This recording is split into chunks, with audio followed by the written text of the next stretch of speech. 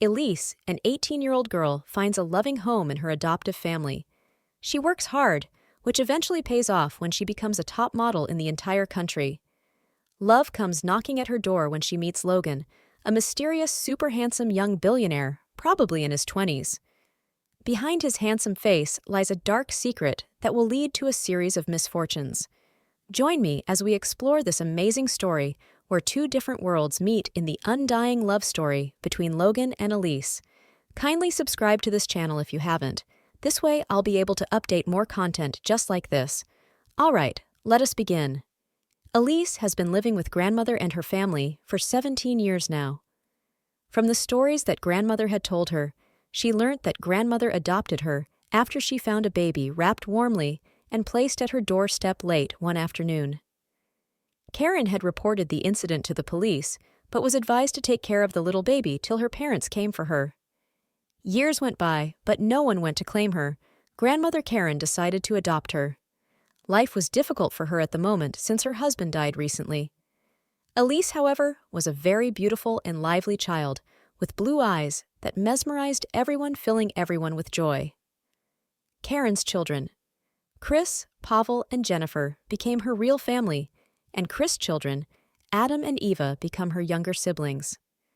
Driving through the nearby village, Logan, who was seated at the back seat, looked out of the window for the first time. There was this unnatural force that he couldn't understand, pulling him towards that particular village. He decided to stop the driver and got out. Walking 100 meters into the village by the little stream flowing close by, he was met with a sight he never expected in his entire lifetime. His heart began to beat erratically, sweat forming on his forehead. He never thought he could experience this feeling ever again after what happened with his first love. But here he was feeling the same attraction, love at first sight. Elise, who was not aware of the pair of eyes glancing at her, continued to drench herself with the cold water. It was her routine to cool off the steam in the river before heading home after her morning jog. She suddenly became conscious about her surroundings. Glancing up, she was met with a pair of handsome blue eyes staring down at her. She responded with a cute smile and got off the water and heading home, not aware of the effect that the simple gesture caused. Logan, however, got so captivated by the beautiful smile that he almost followed after her. Nate, who had been observing the situation unfold from behind, was able to move in fast to prevent him from making any rush moves. He could not involve a human in his life ever again. "I won't harm her, Nate, so don't give me that look," Logan said, trying to convince him. "I'll pretend I didn't hear that," Nate replied. "I'm dead serious, Nate. No woman has been able to make me react in the same manner as she did. At least not after Elise, you know about that," Logan said, trying to brush off that part of his past. "Okay if you say so, but please let her be. You will cause more harm to her than you could imagine," Nate replied. "I have made up my mind. She has to be mine no matter what it takes," Logan resolved. Deep within the forest, far from the human world, the air was heavy and suffocating. 4 brothers were battling it out to be the next king. Their father Gomez decided to relinquish his long-held throne for 500 years now to exploring the world. They just discovered ways to protect themselves from the sunlight. Previously, they had been forced to stay within the dense forest which sunlight couldn't penetrate. They only left at night when most humans were indoors, not aware of their presence. Thomas was the oldest, being 600 years old, followed by Roman, Robert, and lastly Logan the youngest, at 300 years. The fight between the 4 brothers was fierce. Everyone wanted to get the power. Thomas had the upper hand since he was the oldest and having the support from his brother Roman. The rule was that whoever wanted to be king was to kill all his brothers or to publicly declare that they weren't interested. Their father would never hand over power to any of his sons. The battle had dragged on for 1 month now, and no one was conceding defeat. Logan the youngest decided to take a break from the tireless battle. He picked 2 of his trusted men to head into town. He had acquired enormous wealth through his treacherous methods. He wasn't really interested in the position of a king. Moreover, he had no wife and children, and the idea of ruling the kingdom all alone demoralized his fight. In the human world, he owned most of the luxurious hospitals, entertainment companies, and business corporations. The wealth he acquired was immeasurable. Most of his businesses were run by human beings who never knew the owners, except for the CEO, who reported to him on the company's progress. One of his men, Jordan, had been with him since the first day he decided to acquire all his wealth. Jordan was an extremely wealthy man, but life became too boring for him. He wanted adventure that wouldn't be found on this planet. He decided to end his life on the fateful day when he met with Logan, more than 100 years ago. It was late in the night. At a dark alley, Jordan decided to lie on the road, awaiting his death, when something interesting caught his attention.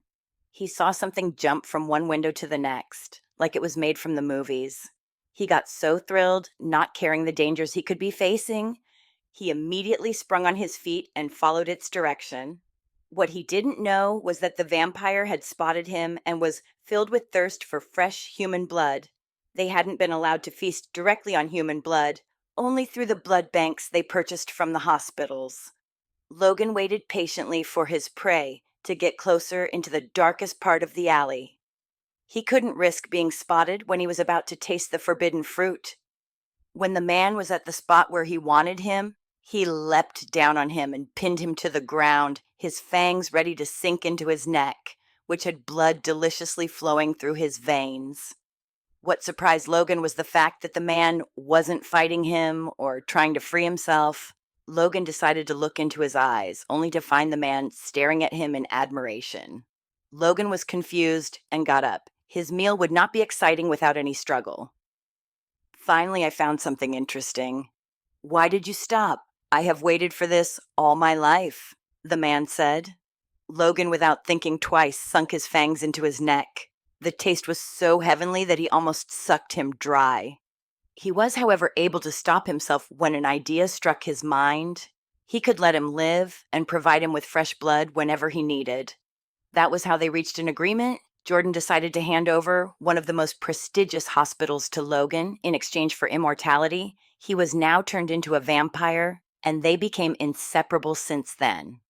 Logan's other trusted man was Nate. He had been with him since they were young. They became inseparable to date. The two men accompanied Logan into town, each driving a black Maybach with a train of bodyguards following closely behind. They had driven through the forest for 5 hours when they finally arrived at the human world. Many humans lived far away from the forest due to the rumored wild animals who continually roamed around the area. It was on that fateful morning when he met with Elise that Logan made the decision to fight for the throne. He was the devil himself, making sure to get whatever he set his eyes on, and Elise was one of them. "Nate, I need your assistance now. I have to fight for the throne," Logan said after the long silence since they got into the car.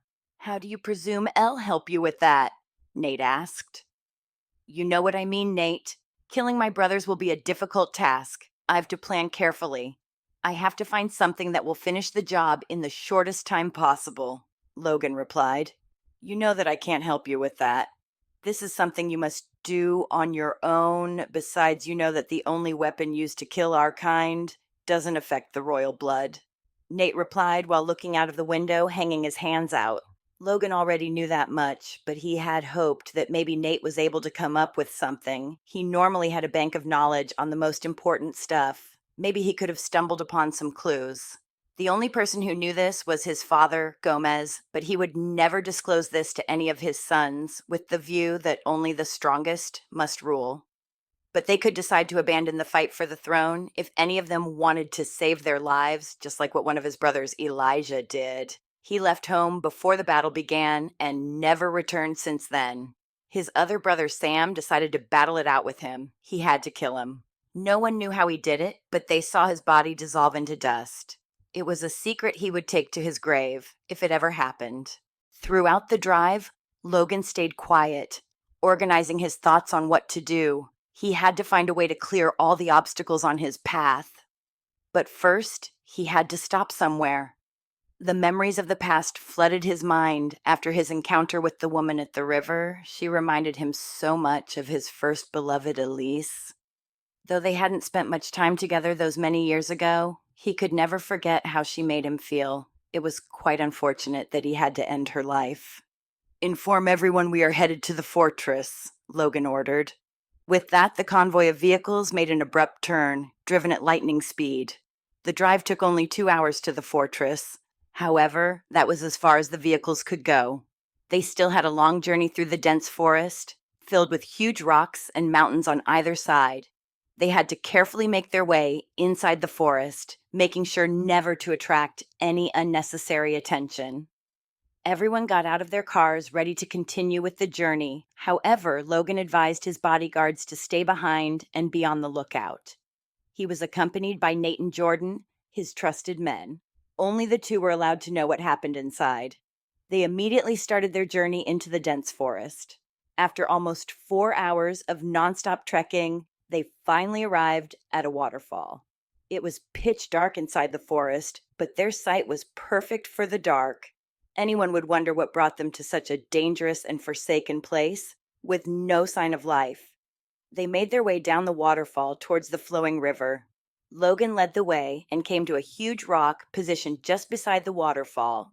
He gently touched the rock, and it immediately opened up to a dark pathway. Logan then urged them in. He remained at the entrance for a few seconds, trying to check whether anyone had followed them. After confirming that everything was okay, he gently pushed the huge rock back, blocking any intruders. What Logan wasn't aware of was the fact that their presence had already been felt. They were like vultures, patiently waiting for a wounded lion to succumb to its death. Few meters away from the waterfall, on top of a small hill, stood 3 women dressed in dark robes and wearing hoodies, gazing down at the place that the men just disappeared into. It's finally here. The moment we've all been waiting for has finally come. They have finally met. He won't be able to evade the wrath that's coming to him. One of the women said, "We will finally get rid of that good-for-nothing son of a bitch, but first he has to pay for what he did to our poor Elise, such an innocent and loving girl. I won't let him get away this time round. His worst days are just in the horizon." The other woman added, "What about the girl's family who took her in? They have been so nice to her. We can't let the innocent die for our sake." The last one spoke up. "Miranda, we have to do this. How do you think Elise will accomplish all that is laid out for her? She has to experience the pain. Only then will she have the power to revive our dear Elise and possibly bring Mother back," Sophia said. "I think Sophia is right. It's a difficult decision we have to make. So many sacrifices have to be made if we want our plan to be successful. So, Ten hope you won't think of helping that family, but rest assured that not all of them will perish. We are not so heartless to let that happen," Bernice said. "I understand," Miranda replied curtly, with the feeling of hurt evident on her face. This was something they had to do.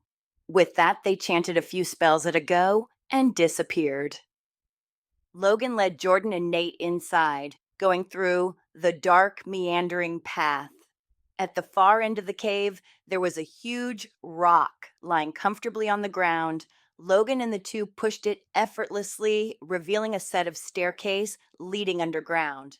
They descended the stairs to a much darker room, but since they were vampires, they could perfectly see what was inside. In the middle of the small room was a table made of clay, and on top a transparent glass box. Inside lay a lady, seemingly in a peaceful sleep. Her body was pale, almost white, with her eyes tightly sealed. She had been that way for 250 years now. There was a powerful witch who helped preserve her body.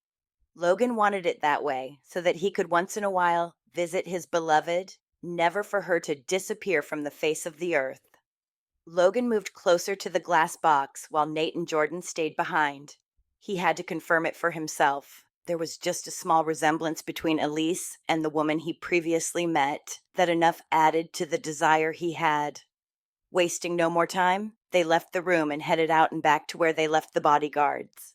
The journey back took a short while, since they changed into their vampire mode and leapt through the dense forest, only stopping close to the unsuspecting guards, all human.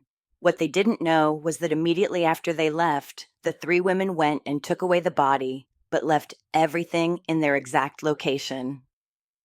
Back at Elise's home, she just arrived from her morning run. Her mind was filled with the images of the guy she previously encountered. Never in her life had she come across such a perfectly handsome man, broad shoulders, nice body, and a good height of about 6'4". She found herself smiling sheepishly at the thought of that strange man. Elise had been called for an interview scheduled at 2 in the evening.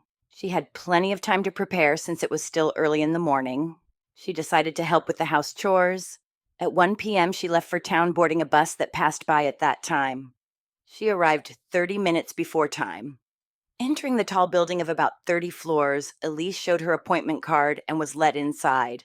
She used the elevator to the 7th floor where the interview would be carried out.